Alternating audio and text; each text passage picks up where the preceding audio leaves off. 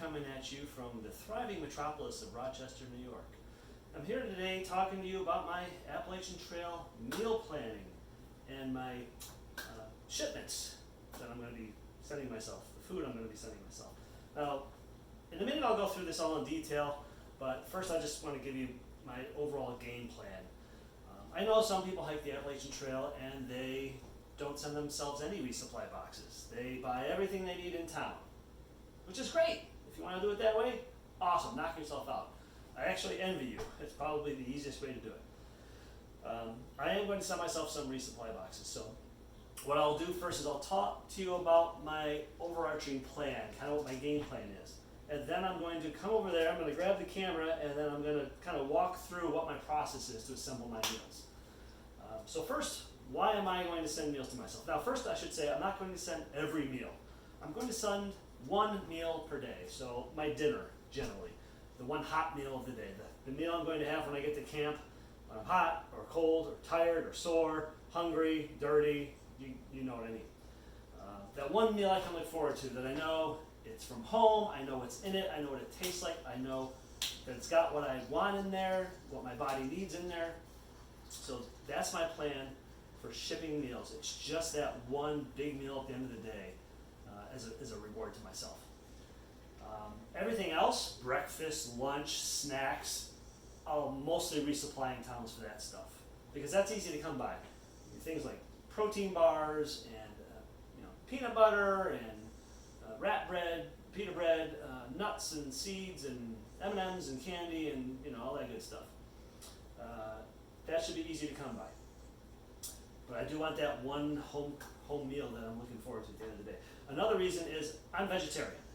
So I'm a little concerned that on the trail I may or may not be able to find food. I've read online that's not really a problem. Plenty of people who are vegetarian and even vegan hike the Appalachian Trail.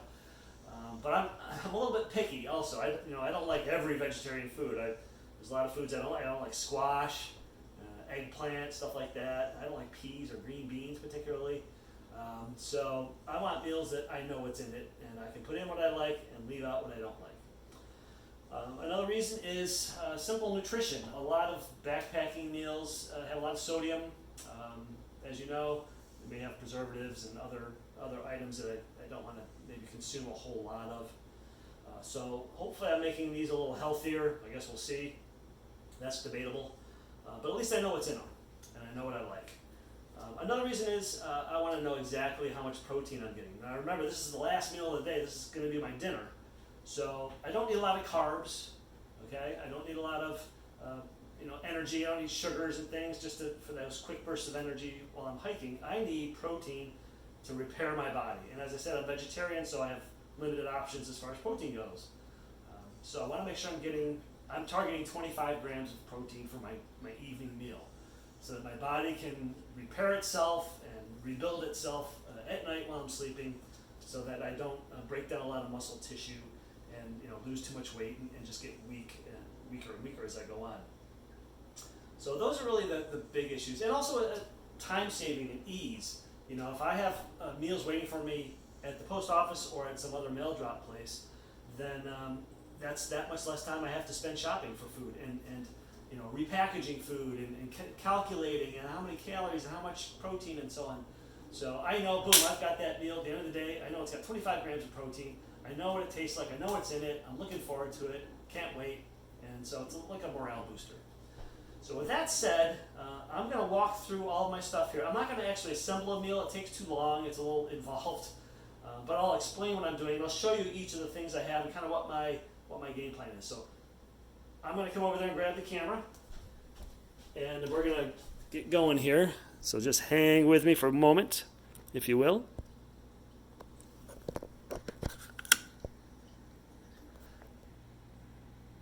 Okay, so I'm going to walk you through everything that's on. That's my dog over there sleeping. I'll apologize if he barks. So first thing, I'm just going to go left to right. I have some hickory smoke powder here I bought. I didn't actually incorporate this. I meant for this to be incorporated into the beef bouillon that I made. I figured that would give it a beefier flavor if it's kind of a little smokiness. But I couldn't find this stuff locally. I finally broke down and bought it off of Amazon. And I've already assembled most of my meals, so only a few of my meals are going to wind up having this in it. I may bring a little jar of it, a little tiny shaker jar to sprinkle into some of my food on the trail, but I guess we'll see about that.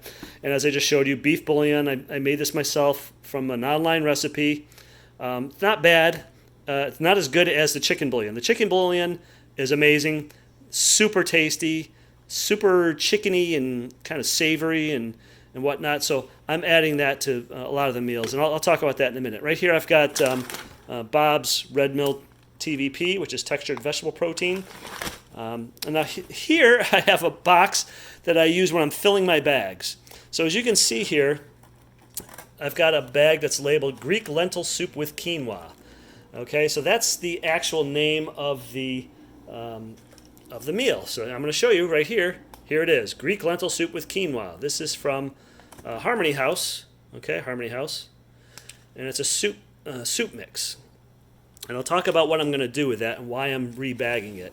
But these are vacuum bags, vacuum seal bags. And I will show you that in another video. I'm not going to do the vacuum seal in this video. That'll take too long. So anyway, I have right here 4 bags that are clipped to the sides of the box. This just keeps the bags upright so I can fill them. And then, once they're filled, then I can unclip them and go seal them with the vacuum sealer. So that's what that is. And then back here I just have, this is my box for my supplies, which are all out on the counters, you can see. But this is where I store my extra supplies. And this box has the remaining meals I have left to pack. For instance, here's a good-to-go smoked 3-bean chili. And as you can see, I have more vacuum bags that have already been labeled with the different meals that I'm going to be packing up.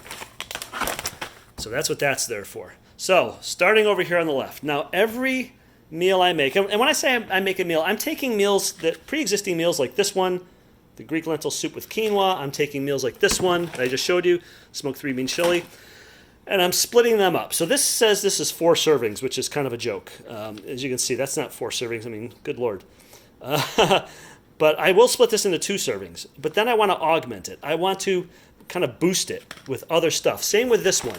Okay, smoked 3-bean chili, it's 2 servings. I'll split it into 1 serving each, but still, that's like, okay, 690 calories for the whole pouch. That's about 345 calories per meal. Not a whole lot for a meal. So I'm going to take that and I'm going to boost it with other things. So here's what I do. I take a little bit of this stuff. This is polenta, okay, basically like corn grits. I put about 5 grams or so of that in. It just, corn. It adds a little bit of sweetness from the corn, a little bit of body, a little bit of creaminess. It just gives it a little extra something. Only 5 grams, not very much at all. Here I've got nutritional yeast. Okay, that's our local store brand. Nutritional yeast adds a lot of protein, actually, surprising amount of protein in nutritional yeast. You can see 16 grams has 8 grams of protein. So it's 50% protein, nutritional yeast. So adds a great cheesy flavor, real savoriness to the meal. Love it. Butter powder, another cool thing. I got this off of Amazon. A little bit of butter powder, again, about 5 grams in each meal. Again, it adds that buttery, homey, savoriness flavor that makes it like that comfort food flavor. Then we have mashed potatoes. Now, I add the mashed potatoes not so much for flavor, not so much for carbs or protein or anything else. It's just to kind of take up some of the moisture that I'm adding into the freezer bag meal and kind of give it a little bit of a more brothiness. So it's not so watery and thin. It just thickens it up a little bit. I'll put generally 5 to 10 grams of mashed potato flakes into each meal, and that'll just makes it a little bit more savory, brothy, as I said. Back here I have my proteins. These are all textured vegetable protein, pretty much all soy-based. These are soy curls, which you get from Butler Foods. They're kind of these weird things, but they rehydrate, and they're kind of meaty, like strips of chicken when they rehydrate. So I will use those because they're nice and meaty and chewy. They give you that satisfying, meaty, chewy sensation. Then, as I showed you, the Bob's Red Mill TVP. All of these other things from Harmony House, these are all TVP as well. They're all the exact same thing, essentially. They're just different shapes and sizes and colors. So this one's called Hamish Bits. This one's called Beefish Bits. All right, this one's called Beefish Pieces. This one's called Beefish Chunks. So it's all the same stuff, they're just different shapes. And you can see the ingredients, it's all soy flour and caramel coloring. And then there's chicken versions. So we have the chicken chunks, and we have the chicken flakes, and we have chicken bits. So these will be added. I'll mix and match them in different ways to get different flavor and texture profiles. Next, we move on to our cheeses. We have a feta cheese powder, also from Amazon. We have a white cheddar cheese powder from Amazon, and we have freeze-dried Parmesan cheese. That's more of a shredded cheese product. Those are freeze-dried, and these are just powdered. This one's from freeze-dried wholesalers, as you can see. And you can buy them anywhere, but that's where I got these from. So every meal will get one of these types of cheeses, right, to give it a little bit of flavor. They all have a little different flavor profile, if you're familiar with those cheeses. Next, we have our pastas. So we have couscous, which, in case you didn't know, is pasta. It just is in a little tiny granular form, but it's pasta. Then I have freeze-dried elbow pasta. And finally, freeze-dried cheese tortellini. So again, I will put one of those into each meal. Next, we have our grains. So first we have our instant quinoa from Outdoor Herbivore. That's a mix of, let's see, tricolor. So you got red and yellow and white, or whatever the three colors are. Then we have a spelt, just for something different. I thought, add a different texture, something unusual. Looks kind of like Sugar Smacks or something. But that's a freeze-dried spelt. And then, of course, we have our instant brown rice. And you want to make sure you get the instant and the whole grain. I try to use whole grains as much as possible. I want a lot of fiber, and I want slow release into my body. I don't want, quick release so much, unless I'm hiking, and then I'll eat a power bar or something with sugar in it. But generally, I want the stuff that's going to stick with me. Finally, we have our beans. So I've got freeze-dried garbanzo beans, as you can see. And then again, from Harmony House, we have pinto beans. We also have black beans. And finally, we have our lentils. So I will mix and match those. So the idea is I take something like this, one of these meals, I split it into two. And I've got two of these, so this will make four meals, which is why I have 4 bags over here, 4 bags. And then I will go through and I will put, these 4 things, the polenta, the mashed potato flakes, the nutritional yeast, and the butter powder, all 4 of those into all 4 of the meals. So every meal gets those 4 things as a base. And then I have a spreadsheet, I should say, and I'll have to do a separate video of the spreadsheet. But then I will go through and I'll say, okay, meal number 1 is going to get the chickenish bits. And meal number 2 is going to get the hamish bits. And meal number 3 is going to get the beefish chunks. And meal number 4 is going to get the soy curls, or whatever. And then meal number 1 will get feta cheese powder. Meal number 2, white cheddar. And 3 and 4 will get the Parmesan. And I'll just kind of do that. And I'll mix and match. And I try to make sure that no 2 meals are exactly the same. So they all have different protein sources. They all have different cheese flavoring, they all have different pasta flavorings, and they all have different grains, and they all have different beans. And everything's getting weighed out on these scales. I have this scale, which will go up to about 10 pounds. I'll use this to measure out the meals themselves, so I can make sure I got exactly half of the meal. This I'll use to measure out the smaller stuff. So when I'm measuring 5 grams, 10 grams, I'll use this little scientific scale to measure that out. And then everything goes into the bags. And then I seal them up. And I'll shoot a separate video where I show you how I seal things up. But that's basically it. I'm going to turn the camera around so I can say goodbye. So maybe I should go this way. I had to put my glasses on so I can read. So thank you for watching.